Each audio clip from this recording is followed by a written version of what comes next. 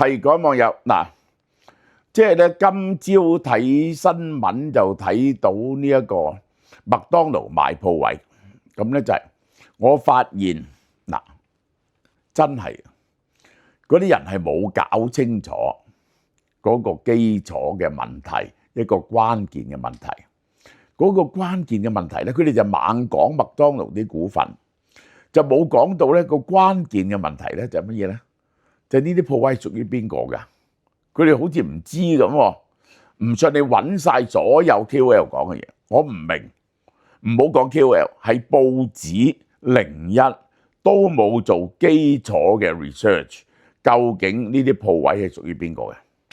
好啦，首先講下香港嘅麥當勞係1975年喺香港成立，係麥當勞總公司嚟香港直屬經營嘅。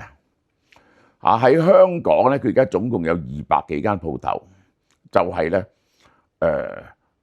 請緊呢個幾萬人，請緊幾萬人，呢個就係咁咧就佢嘅股權變動係點咧？就係喺2017年，麥當勞將佢嘅80%股份咧，就個經營權賣咗出去，係俾咗20年嘅經營權。咁嗰陣時咧，就係呢個中信同埋中信資本夾埋買咗52%，有一間基金咧就買咗28%，咁啊80%咯。麥當勞咧持有20%，嗰陣時咧係收咗20億美金8000萬咁上下啦，去到佢係有20年嘅授權俾佢哋，呢個係包括呢個中國同香港嘅麥當勞嘅經營權，當時咧就改咗名做金拱門嘅，大家記唔記得啊？咁點樣知得到2023年咧，麥當勞咧買翻28%翻嚟，就係嗰個私募基金咧退出咗。2017啊，17、18、19、20、21、22、23，隔咗6年，麥當勞係以高咗倍幾嘅價錢買翻嚟。佢買翻28%咧，係作價18億美金喎！哇，真係，即係咧呢個咧係唔見，即係以估值嚟講啊，係好蝕底啊！當日20.8億就賣咗80%出去，然後就18億買翻28%翻嚟。係起咗1倍都唔止啊！麥當勞嘅價值喺呢個時候起咗1倍都唔止。咁就係我諗佢就係買到48%，而中信咧就將佢嘅股份咧就賣咗俾中信資本。嗱，呢個就係咁樣。所以而家香港同中國嘅麥當勞咧都係 under 呢間公司。呢間公司咧就係中信資本攞52%，麥當勞攞48%，清楚啦。好啦，咁喺香港嘅鋪位又點咧？香港嘅第一間麥當勞咧就喺百德新街，後來咧就搬咗去怡和街。咁於是咧佢就喺怡和街整咗嗰度麥當勞大廈嚇。嗱，而家講緊佢賣鋪位嘅事嚇，佢最重要佢係今次係賣8個鋪位，賣8個鋪位。最重要就係星光行嗰個地下嗰個麥當勞嗰個鋪係萬幾尺嘅。好啦，我而家再講嗰個鋪係1989年、87年買入嚟，嗰時作價係6000幾萬。淨係呢一個鋪啊，佢揸咗幾耐咧？係揸咗36年啊！呢一個鋪係佢成堆鋪入邊咧最值錢係呢個，佢揸咗36年。6000幾萬買翻嚟，喺全盛時期咧，香港鋪位全盛時期咧，聽講話阿波叔咧嗰陣時咧係出9億同佢買，佢就想賣10億，結果咧就冇賣到。今時今日估值咧，呢間鋪咧已經剩翻4億幾，係唔見一半㗎。呢間鋪唔見一半。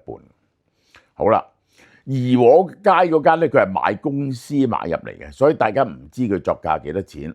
好啦，嗱，我再講下麥當勞嘅 strategy。嗰啲鋪位唔係屬於經營麥當勞呢間公司嘅，係屬於總公司嘅，係冇人講清楚呢點。總公司係喺香港買咗一堆鋪啊！佢早2021年賣咗3間鋪出去，值5億，值5億。呢啲鋪咧係投資幾十年，麥當勞做生意咧，佢就咁嘅。佢咧就係喺邊度咧？佢買一笪地，然後起間麥當勞喺呢度。起間麥當勞喺呢度咧，附近嗰啲地咧就值錢啦。而且呢間麥當勞咧，如果佢係 franchise 俾人嘅話咧，嗰啲人咧就要向佢交租。於是咧，佢腰咧就好穩定嘅。麥當勞喺地產上邊咧係賺好多錢嘅。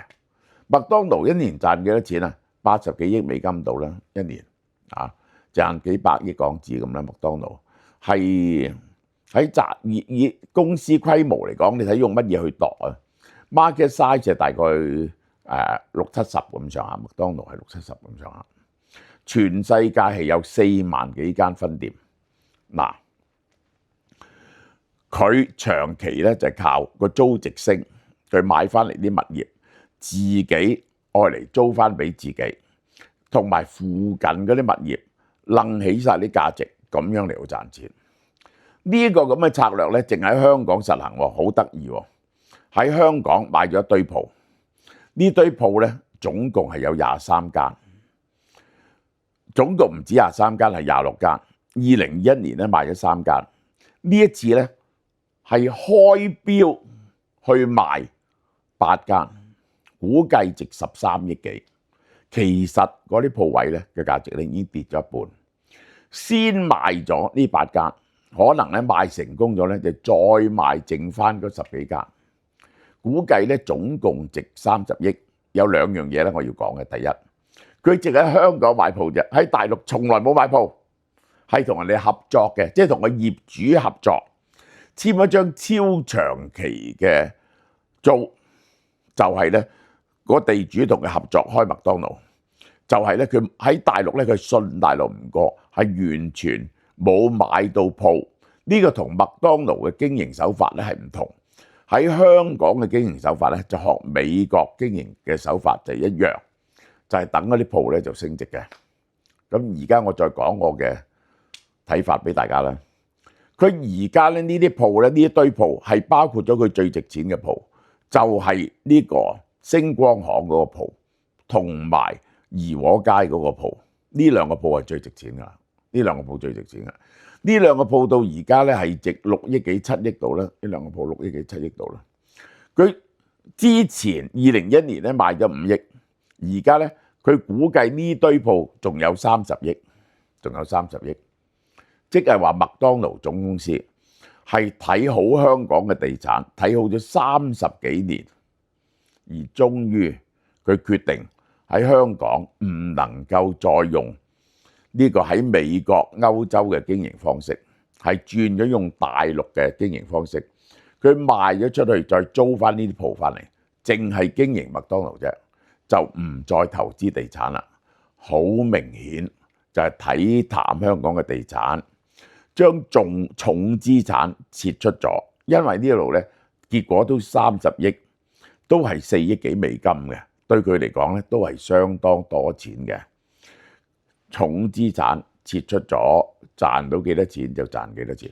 嗱，呢個消息係進一步令到香港嗰個鋪位嘅價錢下跌㗎，係打擊香港鋪位嘅信心㗎嚇。